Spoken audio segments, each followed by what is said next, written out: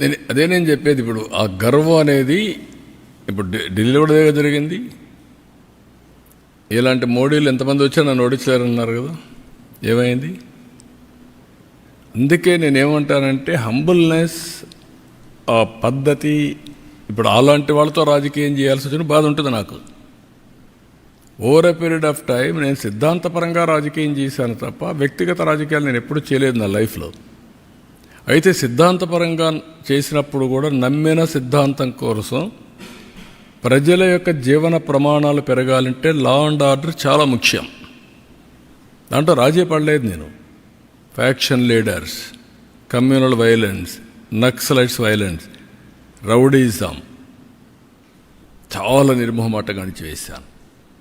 ఇటీవల కాలంలో ఏమైంది? ఎక్కడ చూసిన డ్రగ్స్, గంజాయి. ఇప్పుడు తగ్గిందా లేదా? కంట్రోల్ చేసామా లేదా? 7 నెలల్లో కంట్రోల్ అయింది. పూర్తిగా ఎరాడికైంది నేను చెప్పను. నేను ఇప్పుడు కూడా చెప్తున్నా మళ్ళీ, ఈ రాష్ట్రంలో ఎవరైనా గంజాయి పండిస్తే మాత్రం అది లాస్ట్ డే. ఎవరైనా ఆడబిడ్డల జోలికి వస్తే లాస్ట్ డే. గుర్తుపెట్టుకోండి, ఫర్మ్గా ఉంటాం, డిటర్మెంట్గా ఉంటాం. ఒకరోజు తప్పించుకుంటావు కానీ నువ్వు మళ్ళీ తప్పించుకోలేవు. వడ్డీతో సహా చెల్లించే పరిస్థితి వస్తుంది ఎవరికైనా సరే. Be responsible citizen. నీ పని నువ్వు చెయ్యి.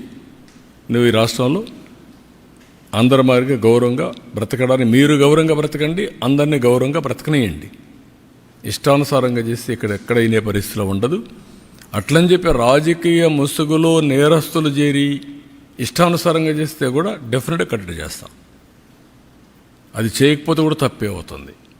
మేము చేస్తాం, మీరేమన్నా చేయండి. ఇష్టానుసారంగా మాట్లాడడం, నోరు బారేసుకోవడం, ఓకే మీరు నోరు బారేసుకుని నేను పారేసుకో, అది ఎప్పుడు నా జీవితంలో లేదు. బట్ యాక్షన్ మాత్రం డిటర్మెంట్గా ఉంటుంది, ఫర్మ్గా ఉంటుంది. నేనేమంటానంటే అప్పుడు అందుకే 95 సీఎం అన్నాను. నరేంద్ర మోడీ గారి పైన ఎంత ప్రచారాలు చేస్తున్నారు, ఏమైంది? ప్రజల అప్రమత్తంగా ఉండాలి. That is important.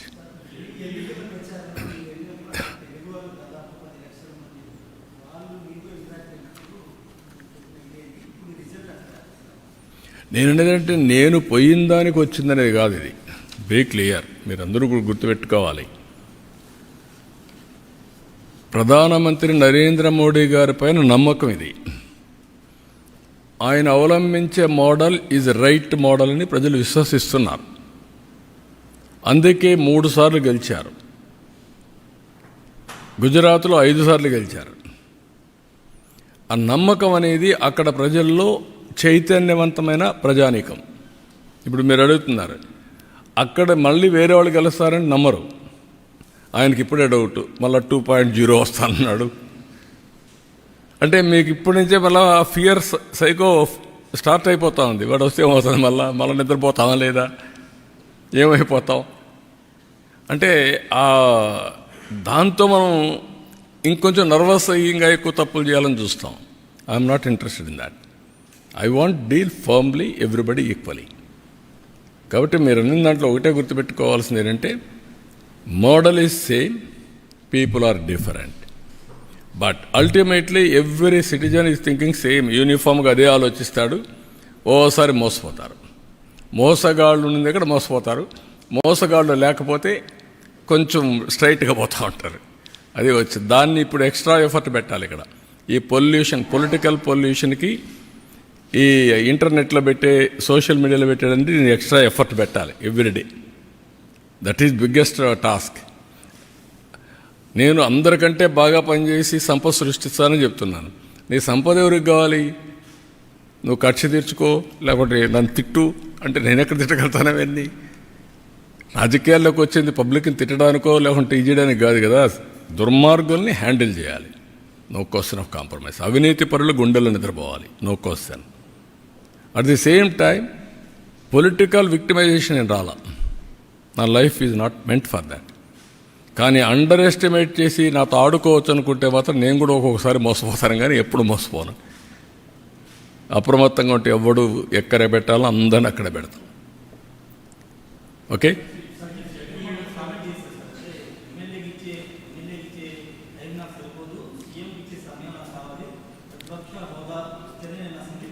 దాన్ని ఏమంటారు బ్రదర్? నువ్వు నన్ను అడుగుతున్నావు ఏమంటావు దాన్ని? నీతో ఎవరన్నా మాట్లాడుతున్నావు ఏమంటావు? ఒప్పుకుంటావా? మీ ఇంట్లో నీకు ఆ మధ్య మాట్లాడితే నీ పక్కన వాళ్ళు మాట్లాడితే ఒప్పుకుంటావు మారిగా? మరి ఇక్కడ ఎందుకు ఒప్పుకుంటున్నావు అంటే నువ్వు ఎందుకు అడుగుతావు నన్ను? దట్ ఈజ్ వేర్ అదే ప్రాబ్లం. మీకు అక్కడే చెప్పాలా మీకు ధైర్యం ఉంటే. ఏమయ్యా నీకు ఎమ్మెల్యేగా ఓటేశారు, ఎంపీగా ఓటేస్తే ఎంపీగా ఉంటాడు తప్ప ప్రతిపక్ష స్థానానికి వేయకపోతే నాకు ప్రతిపక్ష స్థానం ఇవ్వాలి, పీఎంతో సమానంగా ఇవ్వాలంటే ఎందుకు ఇస్తారండి? ఎందుకు ఇవ్వాలంటున్నా? ఎవరిస్తారు? బ్యూటీ ఆఫ్ డెమోక్రసీ అర్థం చేసుకోకపోతే, ప్రజాస్వామ్య విలువలు అర్థం కాని వాళ్ళకి ఈ మరుగున ఉంటారు. వితండవాదాలు చేస్తే ఎవరు సమాధానం చెప్పలేం. 330 బిలియన్ US డాలర్స్ నుంచి 3570 బిలియన్ US డాలర్స్ పెరిగింది. ఇది 11 టైమ్స్ పెరిగింది. 2300 USD మొత్తం తలసరి ఆదాయం. దీంట్లో మీకు గుర్తుపెట్టుకోవాల్సింది, ఇక్కడ మనం అర్థం చేసుకోవాల్సింది, 95లో ఆర్థిక సంవత్సరంలో వచ్చాయి. ఫస్ట్ మూవర్ అడ్వాంటేజ్ టెక్నాలజీ తీసుకున్నాం. అక్కడి నుంచి అందరూ కూడా టెక్నాలజీ కొంత ముందు తీసుకున్నారు, కొంతమంది వెనకాల తీసుకున్నారు. నాలాంటి వాడు అందిపుచ్చుకొని చాలా ముందుకు వెళ్ళాం. దెన్ డెమోగ్రఫిక్ డివిడెంట్ అందరికీ ఉంది. మనం కొంచెం తొందరపడి పాపులేషన్ కంట్రోల్కి వెళ్ళాం, కొంతమంది పోలేదు, అవన్నీ ఉన్నాయి. కానీ ఇంకా ఎంగేజ్ ఉంది. దెన్ గుడ్ పబ్లిక్ పాలసీస్, అక్కడి నుంచి పోటీ ప్రపంచంలో మంచి పబ్లిక్ పాలసీస్ ఏవైతే తీసుకొచ్చామో, ఒక ఐటీ, ఒక ఇన్ఫ్రాస్ట్రక్చర్ గేమ్ చేంజర్గా మారాయి. వెల్త్ క్రియేషన్ అయింది, ఆపర్చునిటీస్ పెరిగాయి, గ్రోత్ మల్టిప్లైర్ ఎఫెక్ట్లో వెళ్ళిపోయే పరిస్థితికి వచ్చింది. అదే సమయంలో right leader, right time and continuation, it made all the difference. మీరు ఇక్కడ చూస్తే గుజరాత్ 15 సార్లు అందరికంటే హైయెస్ట్ పెరిగింది. ఈరోజు 4500 US డాలర్స్కి వెళ్ళిపోయారు వాళ్ళు. వై? అంత మునుపున్న ముంబై, కలకత్తా, చెన్నైని డామినేట్ చేసి ముందుకెళ్ళారు.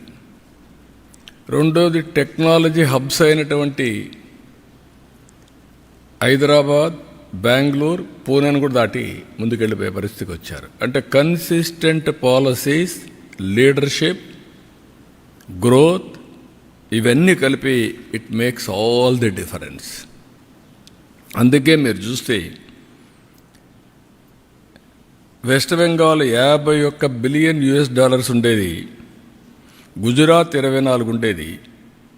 ఇది రివర్స్ అయిపోయింది. 370 గుజరాత్, 241 వెస్ట్ బెంగాల్. సేమ్ మనుషులు, సేమ్ నీళ్లు ఉన్నాయి, సేమ్ అవకాశాలు, సేమ్ రిఫార్మ్స్. ఇవన్నీ కూడా మనం గుర్తుపెట్టుకోవాల్సింది. ఒక లీడర్ కానీ కరెక్ట్గా ప్లాన్ చేస్తే ఏం జరుగుతుందో ఇది ఒక ఎగ్జాంపుల్స్. ఇవన్నీ నేను అందుకే చాలాసార్లు చెప్పాను, భారతదేశానికి రైట్ టైంలో రైట్ లీడర్ నరేంద్ర మోడీజీ. కొంతమందికి ఇష్టమున్నా